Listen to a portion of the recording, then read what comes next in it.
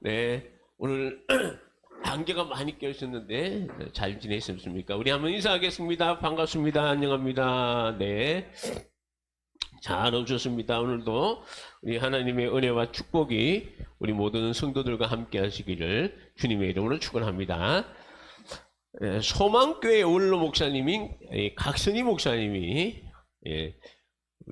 미국에 유학을 할 때 있었던 이야기라고 합니다. 신학대학에서 이제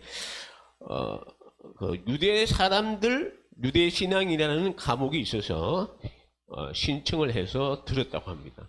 그 교수가 유대인 랍비가 이제 가르쳤는데, 특별히 그 교수가 토요일에 학생들을 데리고 유대인들의 회당을 자주 방문했다 그래요.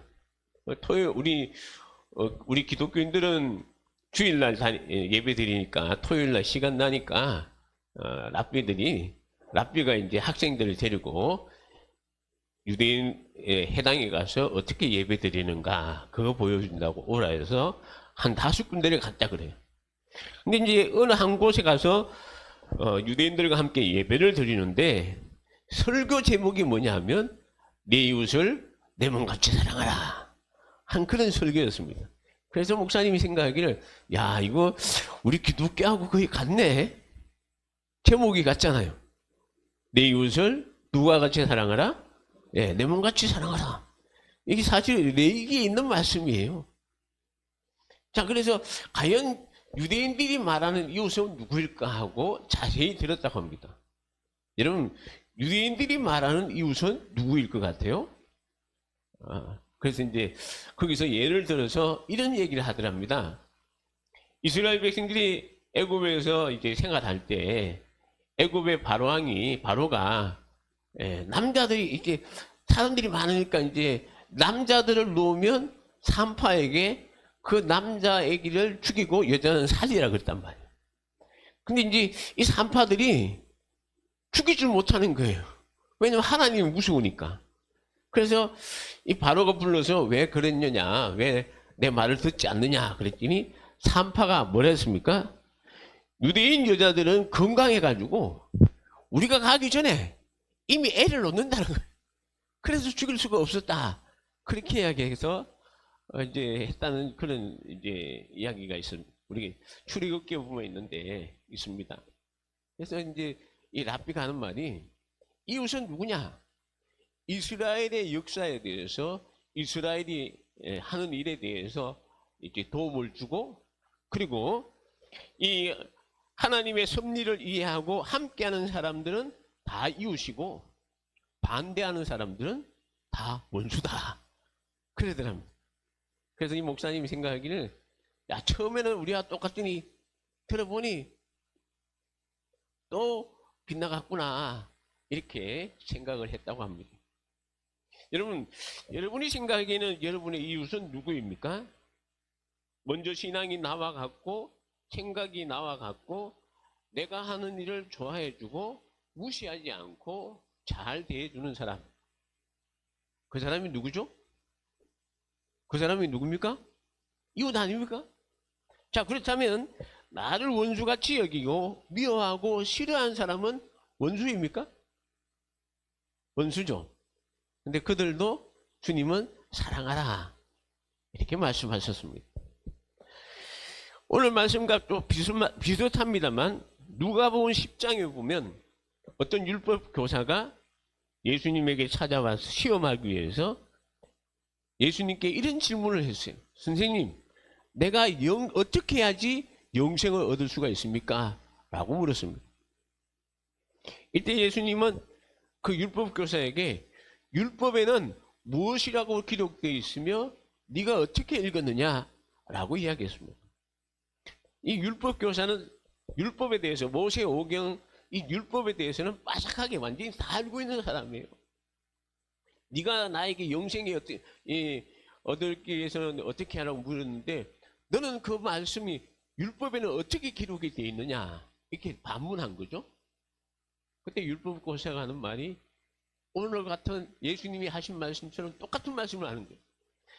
그가 하는 말이 내 마음을 다하며 목숨을 다하며 힘을 다하며 뜻을 다하여 주 너의 하나님을 사랑하고 또한 내 이웃을 내 자신같이 사랑하라고 했습니다. 하고 했습니다. 자, 율법교사의 대답에 대해서 예수님이 하신 말씀은 네 말이 옳다. 이를 행하면 그러면 네가 영생을 얻을 것이다. 살리라. 이렇게 이야기했습니다. 여기 있으면 내가 참 옳은 대답을 했구나. 이렇게 생각하면 되는데 이 율법교사가 자기를 옳게 여기기 위해서 예수님께 또 질문을 합니다. 그러면 이웃은 누굽니까? 그렇게 질문을 했습니다. 참 우리가 이 질문의 배경을 이해할 필요가 있습니다. 왜냐하면 이때까지만 해도 유대인들은요, 유대인들 외 이방인들을 사람 취급을 안 했어요. 그러니까 그리고 이 유대인들은 말입니다. 이 율법교사의 생각에는 내 이웃은 내 이웃은 우리 유대인들입니다. 유대인들이 우리의 이웃이다. 이 소리를 듣고 싶었던 것 같아요. 이웃사랑의 율법은 오직 유대인들 사이에서만 실천할 수 있는 말씀이라는 사실을 확인하고자 예수님께 이런 질문을 했는지 모릅니다. 그래서 이방인이나 사마리아 사람들과 상종하지 않고 특히 사마리아 사람들은 같은 이 이스라엘 지역 내에 있어도 사마리아라는 지역은 따로 있습니다. 이 사마리아 사람들은 이스라엘 사람들이 상종도 안 하고 심지어 그들을 뭘로 취급하는가 하면 지옥의 불쏘시개로 취급할 정도로 아주 그렇게 취급을 했습니다. 그 역사적인 배경이 조금 있는데요. 이 이스라엘 남북으로 나누어졌을 때 북이스라엘이라는 나라가 이 아수르라는 나라에 의해서 멸망을 당합니다. 근데 이 아수르가 어떤 정책을 핀가 하면 이 정복하는 곳마다 그 지역에 있는 그 지역에 이방 사람들을 보내가지고 그 지역 사람들과 혼혈족을 만들어 버려요. 그러니까 그 민족의 정체성을 잃어버리게 만드는 거예요. 그러니까 이 아수르에서 이렇게 북이스라엘을 이제 멸망시키고 난 뒤에 이방 사람들을 보내가지고 북이스라엘 사람들은 이방인들과 결혼을 해서 이스라엘 사람들은 이방인과 결혼하는 사람들은 인간 취급도 안 하는 거야. 그래서 그게 몇백 년 내려오다 보니까 예수님 당시에도 이 사마리아 하면 여러분 이 갈릴리에서 그 예루살렘까지 가는 길이 뭐 직선길이도 한 3일 길밖에 안 되는데 근데 예수님께서 돌아가는데 일주일이나 걸린 그 정도로 왕래를 안 했던 지역입니다. 그러니까 율법교사 입장에서는 예수님께서 내 이웃이 누군가에 대해서 예수님이 유대인들이 우리 이스라엘 백성들이 율법교사다, 이웃이다 이런 이야기를 듣고 싶었겠죠. 근데 예수님의 대답은 의외였습니다. 예수님이 이런 얘기하는 거예요. 한 사람이 예루살렘에서 여리고로 내려가다가 강도를 만났는데 그 강도에게 가진 것 다 빼앗기고 그에 맞아서 그의 죽게 된 것을 버려두고 갔는데 그 길에 그 제사장이 지나가는데 제사장이 그 강도 만난 사람을 보고 그냥 지나갔고 그 뒤에 또 레위 사람이 지나가는데 레위 사람도 그 강도 만난 사람을 도와주지 않고 그냥 갔다는 겁니다. 근데 사마리아 사람은 여행하는 중에 강도 만난 사람을 보고 그 사람에게 가서 자기의 가지고 있던 기름을 바르고 포도주를 바르고 상처를 싸매주고 또 그 사람을 씻고 이제 주막에 가서 치료해주고 거기까지도 괜찮은데 심지어 아침에 일어나서 그 사람이 병이 덜 난 것을 보고는 오히려 자기가 가지고 있는 돈까지 주가면서 이틀 지나되는 그 돈을 주면서 주막 주인에게 이 사람을 치료해 달라 그러고 심지어 이 사람에 대한 이 치료비가 더 많이 들었다면 내가 돌아올 때 이 사람에게 그 치료비를 갚아줄 테니까 꼭 치료해 달라 이렇게 얘기했다는 거예요. 자, 여러분들이 봤을 때는 누가 이웃입니까? 누가 이웃이겠습니까? 그 강도 맞는 사람의 치료해준 사마리아 사람이 이웃이 아닙니까? 근데 누가 보면 10장 이 37절에 보면 예수님께서 그랬거든요. 누가 이 사람의 이웃, 강도 맞는 자의 이웃이냐 이렇게 물었을 때 이 율법교사의 대답은, 자 우리 한번 빨간 부분만 같이 읽어볼까요? 시작. 자비를 베푼다. 사마리아 사람입니다 안 하고 자비를 베푼 사람입니다 이렇게 이야기합니다. 여러분, 율법교사는 사마리아라는 사람이라는 말을 하지도 않습니다. 왜 안 했을 것 같아요? 유대인들에게는 조금 전에도 말씀을 드렸지만 사마리아 사람은 상종도 안 했을 뿐 아니라 사마리아란 말 자체를 입에도 올리기 싫을 정도였다는 것입니다. 그래서 단지 자비를 베푼 자입니다. 그렇게 이야기했습니다. 했다는 거죠. 근데 예수님께서는 이 율법교사에게 너도 그같이 하라는 겁니다. 이 사마리아처럼 인처럼 이 그런 어려움을 당하고 있는 사람을 도와주는 그 사람이 바로 이웃이다 하는 그런 얘기입니다. 자, 사마리아 사람이 이웃 사랑의 모습을 한번 보시겠습니다. 먼저 그는 주변에 어려운 사람을 그냥 지나치지 않았다는 것입니다. 제사장이나 레위인도 강도를 만나 두들길 맞아 그에 죽게 된 사람을 보았습니다. 그러나 이들은 그 사람을 보고 불쌍히 여기는 마음은 들었겠죠. 여러분, 우리도 한번 생각해 보세요. 길 가다가 누가 쓰러져서 참 힘들어하고 있는 사람들 볼 때 불쌍한 마음이 안 들겠습니까? 그것도 안 들고 그냥 가면 그건 또 사람이 아니잖아요. 불쌍한 마음 들었을 거예요. 그런 마음이 들어도 외면하고 그냥 지나쳤다는 것입니다. 그러나 강도 만나 인사불성이 되어 있는 사람을 본 사마리아 사람은 그 사람을 보고 예수님께서 하신 말씀은 불쌍히 여기는 마음이 들었다는 것입니다. 그리고 직접적으로 그 사람에게 찾아가서 자기가 가지고 있던 기름과 포도주로 상처를 치료해 주었고, 그리고 그 사람을 자기 짐승에 태워 주막에 데려가서 잘 보살펴 주었다는 겁니다. 어느 정도 정신을 차리고 거동할 여건이 되면 대부분의 사람들은 어떻습니까? 자기의 역할은 여기서 끝났다 생각하고 강도 만난 사람과 헤어집니다. 그렇지 않아요? 언제 정신 차렸죠? 잘 가요. 이렇게 몸 아프지만 좀 일어나고 거동할 수도 있으면 가라고 하면서 헤어질 거예요. 근데 이 사마리아인은 그렇지 않았다는 겁니다. 오히려 아침에 일어나서 그 사람이 상처가 덜 치료된 것을 보고는 주막 주인에게 이 사람을 치료해 줄 것을 치료비를 주고, 성경 보면 2데나리온을 하는데 이 2데나리온은 한 데나리온이 노동자의 하루의 품삯입니다. 그러니까 이틀치의 품삯을 주는 거예요. 그리고 이제 가면 되는데 심지어 뭐라 그랬죠? 만약에 이 사람에게 치료해서 이 돈보다 더 많은 돈이 든다면 치료 좀 해주세요. 내가 나중에 다시 돌아오면서 이곳에 들려서 더 들었던 그 비용까지 내가 지불하겠습니다. 그랬다는 거예요. 요즘 같으면 어디 나올 일이에요? 신문에 나올 일입니다. 여러분, 강도 만난 사람에게 사마리아 사람은 이웃뿐 아니라 생명의 은인입니다. 혹시 우리 주변에 이런 분들이 있다면 참 요즘 같은 세상은 참 험악한 세상입니다. 우리가 사랑을 베풀고 은혜를 베풀 때 그것이 도리어 하로 돌아올 수도 있어요. 없는 게 아닙니다.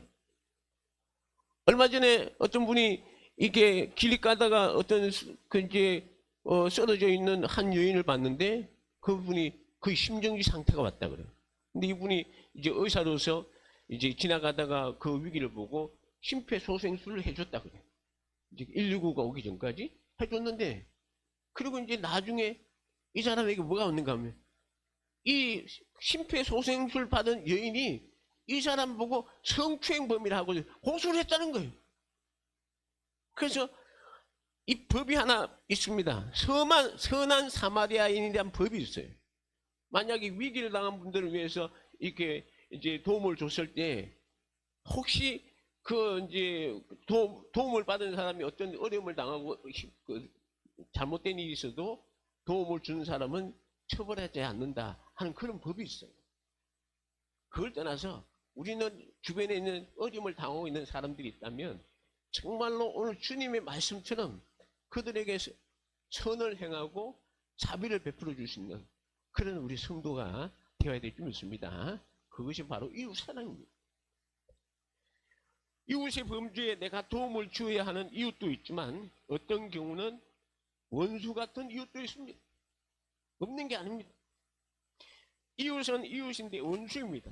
나에게 대해 악한 일을 행하고 내가 하는 일을 족족 막아버리기도 하고 남들에게 험난하고 아주 원수입니다. 어떻게 해야 됩니까? 쳐다보기도 싫은데요.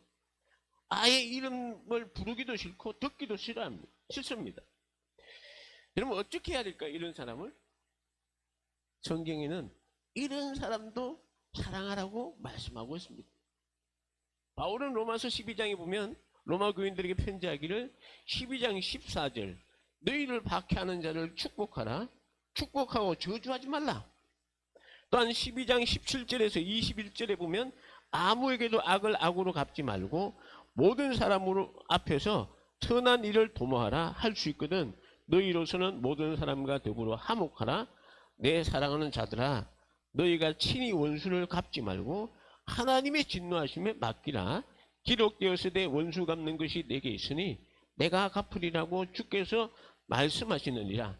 네 원수가 줄이거든 먹이고 목마르거든 마시게 하라. 그리함으로 내가 숯불을 그 머리에 쌓아 놓으리라. 악에게 지지 말고 선으로 악을 이기라고 권면하고 있습니다. 우리가 이 말씀을 들으면 목사님 어떻게 이렇게 할 수가 있어요? 목사님은 그렇게 하세요. 저도 어떨 때는 뭐 그런 생각만 해도 속에서 열불이 막 올라올 때가 있습니다. 그런 것이 올라올 때마다 어려움과 말씀으로 돌아가는 거예요. 여러분 성경은요 나에게 악으로 대했던 사람에게 내가 선으로 대했을 때 하나님께서 악을 선으로 갚아주는 그런 역사가 성경에 많이 기록되어 있습니다. 여러분 선으로 악을 이긴 왕이 있습니다. 다윗입니다. 다윗이 이 아들 압살롬의 반역으로 인해서 도망을 가는데요. 도망자 신세가 또 이 예루살렘에 떠나서 이제 이 요단강을 막 건너기 위해서 막 도망가고 있는데 이 바울임이라는 곳에 이르렀을 때 사울의 친족 중 하나인 시므이라는 사람이 다윗을 향해서 막 돌을 던지고 막 먼지를 뿌리면서 네가 이런 일을 당한 것은 네가 사울을 죽이고 막 사울 이제 그런 얘기를 하는 거 그죠? 이 사울을 죽이고 네가 왕이 되었기 때문이다. 그 벌을 인간으로 네가 그 벌을 받는다. 사실이 이 다윗이 사울을 죽여서 왕이 된 게 아니거든요. 하나님이 다윗을 택해가지고 또 이제 사울을 하나님께서 버리 그런 의미인데 시므이 입장에서는 자기 친족 이 사울 왕이 이렇게 폐위가 되고 다윗이 왕이 된 것이 막 그런 억하 감정이 수십 년 동안 있다가 이제 다윗이 어려움을 당하니까 어때다 싶어가지고 와서 막 저주를 퍼붓는 거예요. 여러분 비록 도망자 신세이지만 왕인데 그리고 수많은 신하들이 가고 있는데 막 저주를 퍼부을 때 다윗은 가만히 있더라도 주변에 있는 신하들이 못 견디는 거예요. 왕이요. 성경은 개 같은 놈을 죽여야 되지 않겠습니까? 응? 어떻게 해서 왕을 이렇게 욕을 하고 저주를 합니까? 하고 신하들이 막 시므이를 죽이려고 할 때 다윗이 뭐라는지 아십니까? 하나님께서 저 시므이를 통해서 나에게 저주하라고 했을지도 모른다. 여러분 사무엘하 16장 12절에 보면 이렇게 이야기합니다. 혹시 여호와께서 나의 원통함을 감찰하시리니 오늘 그 저주 때문에 여호와께서 어떻게 해요? 선으로 저주하는 거 그만두라는 거예요. 하나님이 저 사람을 통해서 나에게 여러분 다윗이 저주받을 이유가 없습니다. 그럼에도 불구하고 그 원통함 다윗은 화가 안 났을까요? 화가 났겠죠. 그러나 그 심지어 자기 아들이 지금 자기를 죽이려고 하는데 저런 그 저주 동안 괜찮아? 오직 하나님만 바라보면서 하나님이 이 악을 선으로 갚아주실 줄 믿습니다. 그걸 믿고 가는 거예요. 그러니까 막 시므이가 다윗과 신하들이 아무 안 하고 가니까 시므이가 끝까지 따라가면서 막 욕을 하고 저주할 때 아무 소리 안 했습니다. 그리고 떠나갔어요.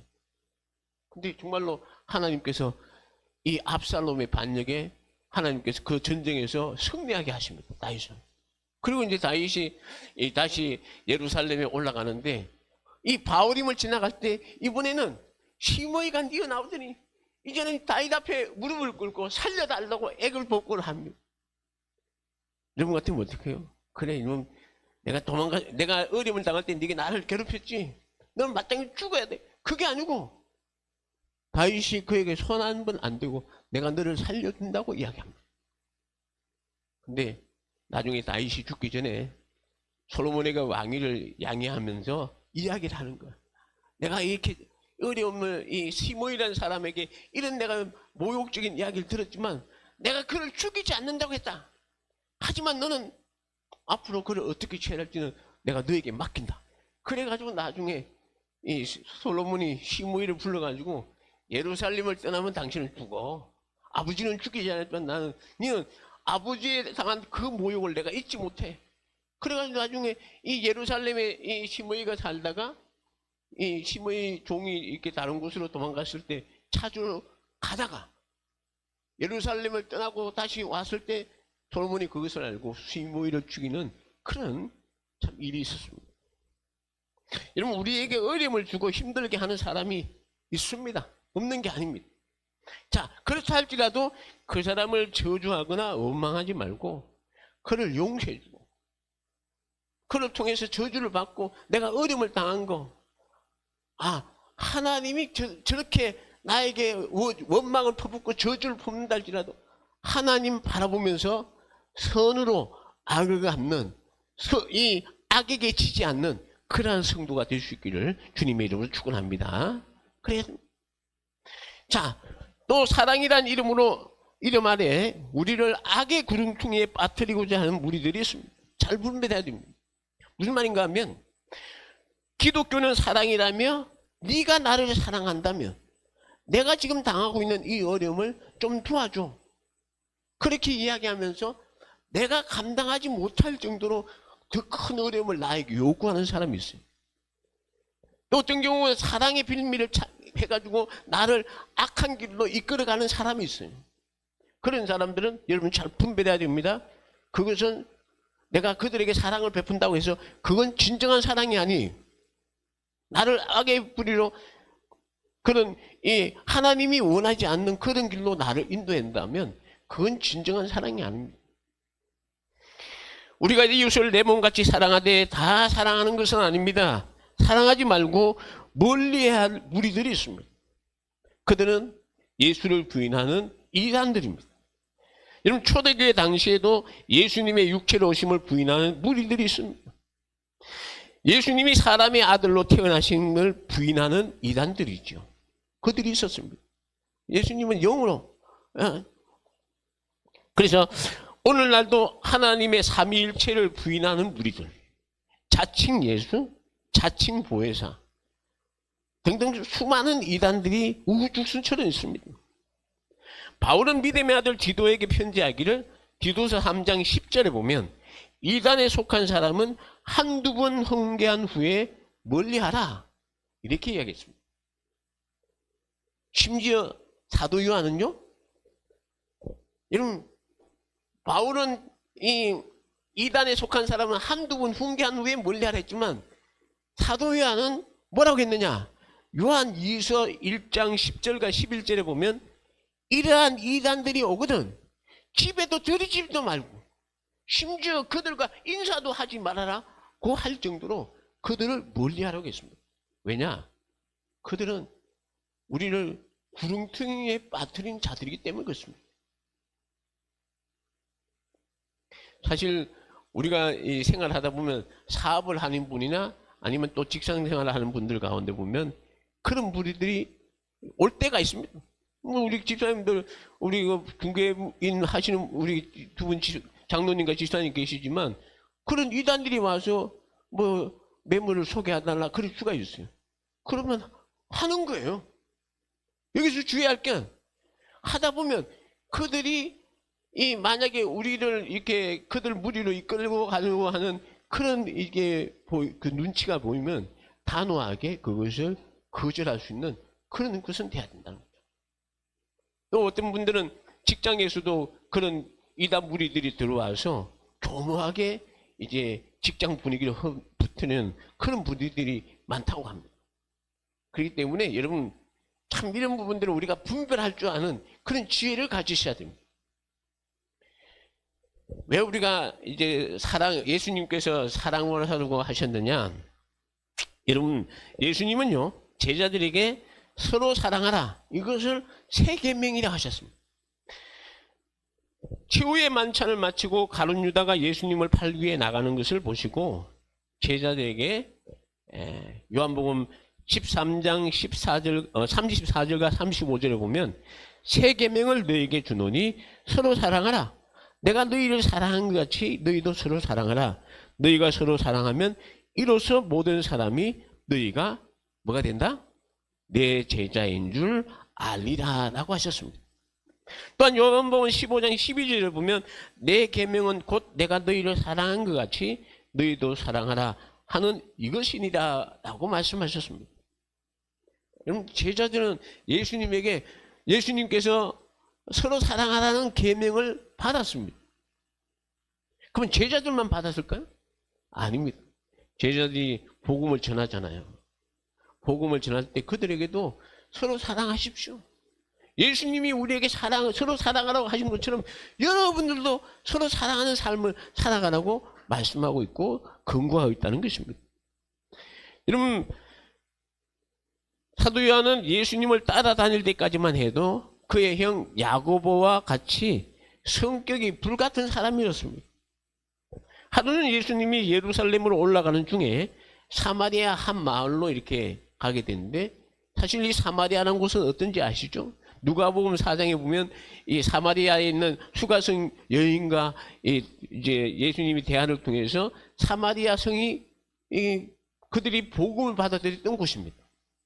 근데 예수님을 이제 그 지역을 지나가게 되는데 예수님을 맞이하지 않고 거부하는 거예요. 그러니까 야고보와 요한이 이것을 보고는요 뭐라 했는가 하면 선생님, 주님 하늘에 불을 내려가지고 저 마을을 태워버리게 해주실까요? 태워버릴까요? 그렇게까지 할 정도로 성격이 불같은 사람이었습니다. 그래서 이들을 이 보아느게 우리의 아들이라는 별명이 있을 정도였습니다. 요한은 예수님의 제자 중 나이가 가장 어렸습니다. 그래서 항상 예수님 곁에서 함께 식사를 했고 그의 품에 주님 품에 안겨있던 자라 이렇게 소개하고 심지어는 요한이 여러분들 이 요한복음을 보면요 이 제자 요한의 이름이 한 번도 안 나옵니다. 왜 안 나오는지 아세요? 그곳에 보면 이 예수님께서 사랑하시는 자 이렇게 나옵니다. 여러분 요한복음에 나오는 주께서 사랑하시는 자 그 사람이 바로 요한이에요. 자기를 드러내지 않습니다. 그 정도로 예수님의 사랑을 받던 사람이었습니다. 여러분 이 요한은 예수님이 십자가에 달리실 때 다른 제자들은 다 도망쳤지만 그는 십자가 밑에서 예수님의 고통을 바라본 사람입니다. 그래서 마지막에 예수님이 십자가에서 요한에게 그 어머니 마리아를 부탁할 정도로 내 어머니라 하면서 어머니의 그 마지막을 부탁할 정도로 그렇게 예수님이 사랑하셨던 제자입니다. 요한은 어디를 가든지 마리아를 친어머니처럼 복양했다고 합니다. 다른 제자들이 다 순교를 당하고 그의 말년에 예수님의 10대 제자 가운데 이 11명의 제자들은 다 순교를 당했지만 사도 요한만 자연사를 했습니다. 그의 100세 가까이 살았는데요. 그의 말년에는 에베소, 지금의 터키의 셀축이라는 곳인데요. 이곳에서 사역을 했고 할 때 그 먼 길을 이 마리아를 모시고 그곳에 갔다고 합니다. 그곳에서 마리아는 죽고 요한도 사역하다가 밤모섬에 유배 갔지만 다시 와서 그곳에서 마지막을 보냈다고 하는데요. 요한의 무덤 위에 에베소 교회가 세워졌고 전승에 의하면 노년에 사도 요한이 그 노구를 이끌고 참 90이 넘은 몸을 가지고요. 느릿느릿 이 강대상에 와서 서지도 못하고 앉아서 한마디 했다는 거예요. 무슨 말을 했을 것 같아요? 사도 요한은 형제여 서로 사랑하라. 주님이 우리에게 서로 사랑하라고 하셨습니다. 이 말만 했다. 그러면 그 서로 사랑하는 그 말을 듣고 그곳에 있는 수많은 성도들이 눈물을 흘리면서 아 주님의 그 사랑 우리가 함께 사랑해야 되는구나. 참 서로 사랑하는구나. 이런 그 사랑의 그 감동을 받은 그런 사도가 바로 사도 요한이었습니다. 우리 한번 옆에 분하고 인사할까요? 주 안에서 사랑합시다. 시작. 주님의 사랑으로 사랑합니다. 시작. 주님의 사랑으로 사랑합니다. 네, 사랑하는 우리 성도가 될 수 있기를 바랍니다. 마지막으로요. 우리가 이웃을 사랑한다고 하면서 그 이웃이 섭을 지고 불 속에 들어간다면 여러분 들어가라고 하시겠습니까? 여러분은 이웃을 사랑한다고 하면서 그 이웃이 시퍼런 눈을 뜨고 있는 호랑이가 있는 굴을 들어간다고 하면 참 호랑이 굴에 들어가도 정신만 차리면 살 수 있으니까 한번 들어가 보세요. 그렇게 얘기하십니까? 다들 말리고 안 된다. 가면 안 됩니다. 분명히 죽습니다 하고 막 억지로 말릴 겁니다. 자, 그렇다면 지금 내가 사랑하는 가족 어디로 가고 있습니까? 지금 내가 알고 있는 이웃들은 어디를 향해 가고 있습니까? 그들이 예수를 믿는다고 하면 그들은 천국을 향해 가고 있을 것입니다. 그러나 그들이 아직 예수를 믿지 않고 있다면 그들은 지옥을 향해 가고 있을 것입니다. 진짜 사랑은요, 그들이 섭을 지고 불을 향해 가는 사람을 말리듯이 호랑이 굴을 향해 가는 사람을 막아 죽음의 위기에서 막듯이요, 아직 예수를 믿지 않고 지옥으로 향해 나가고 있는 가족이나 친척이나 직장 동료, 이웃들이 있다면 그들에게 복음을 전해서 그들을 천국으로 이끌어 가려고 인도하는 그 사람이 진짜 사랑을 실천하는 사람입니다. 우리는 주변 사람들만 사랑하는 것으로 끝나는 그것으로 베푸는 그것보다도 더 귀한 사랑은 죽어가는 저 영혼을 복음을 전해서 주님께로 인도하는 사랑. 그게 가장 큰 사랑이고 가장 주님이 우리들에게 원하는 사랑이라고 할 수 있습니다.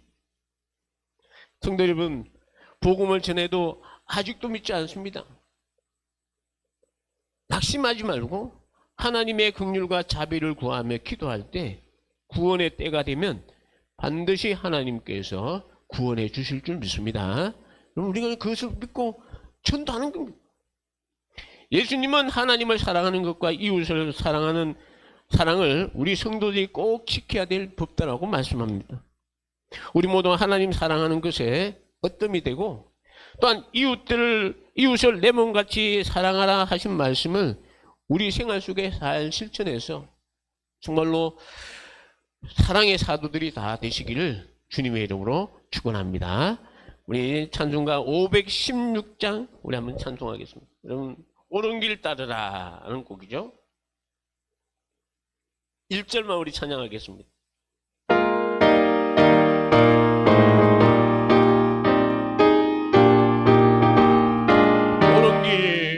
옳은 길 따르라 너희의 길이 내게 먼 미래 참된 길 이 길 따라서 살 길이 온 세계에 전하세 만백성이 나갈 길 어둠 밤 지나고 던진다 하나님 보아라 저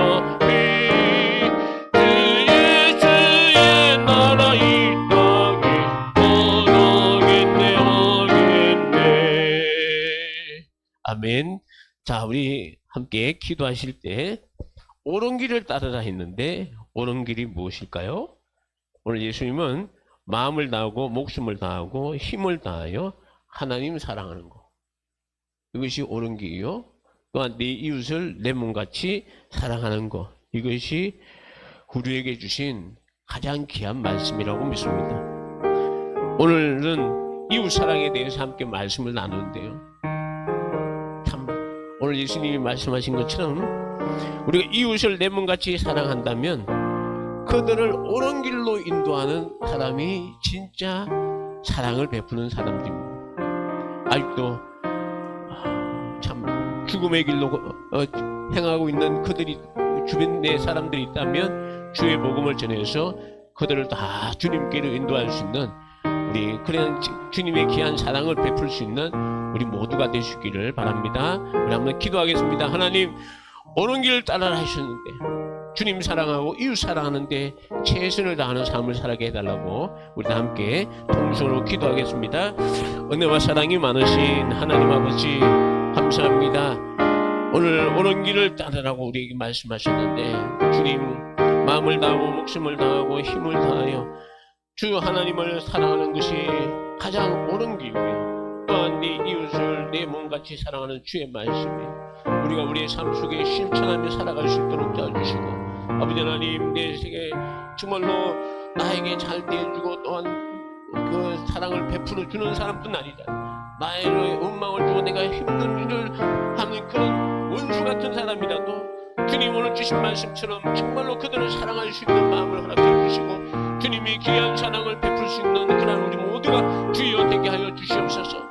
참된 사랑은 아버지 하나님, 죽어가는 저 영혼들을 주님께로 인도하는 것이 참된 사랑인 줄 압니다. 주의 이 시간 기도합니다. 우리에게 아버지 주님의 귀한 사랑을 전하여서 그들도 정말 주님 앞에 나와서 함께 신앙생활할 수 있는 그런 귀한 은혜를 허락하여 주옵소서. 예수님, 은혜와 사랑이 많으신 하나님 아버지, 감사합니다. 주님, 내 마음을 다하고 뜻을 다하고 힘을 다하여 목숨을 다하여 주 하나님을 사랑하는 것, 사랑하고 또한 내 이웃을 내 몸같이 사랑하는 것, 이것을 우리에게 또 주신 가장 귀한 말씀인 줄 알고 우리 사랑하는 성도들, 주님을 사랑하는 데 있어서 누구보다도 최고로 주님을 사랑하는 우리 성도들 되게 도와주시고, 주님이 우리에게 말씀하신 것처럼 내 이웃을 내 몸같이 사랑하라고 하셨사오니 하나님 아버지, 우리에게 이 귀한 사랑 부어주셔서 주님이 주신 이 사랑을 정말로 실천하며 살아갈 수 있는 우리 모든 성도들 다 되게 하여 주옵소서. 지금은 우리 주 예수 그리스도의 은혜와 하나님 아버지의 극진하신 사랑하심과 성령님의 함께하심이 우리 모든 성도들 머리 위에 이제로부터 영원토록 함께 있을지어다. 아멘.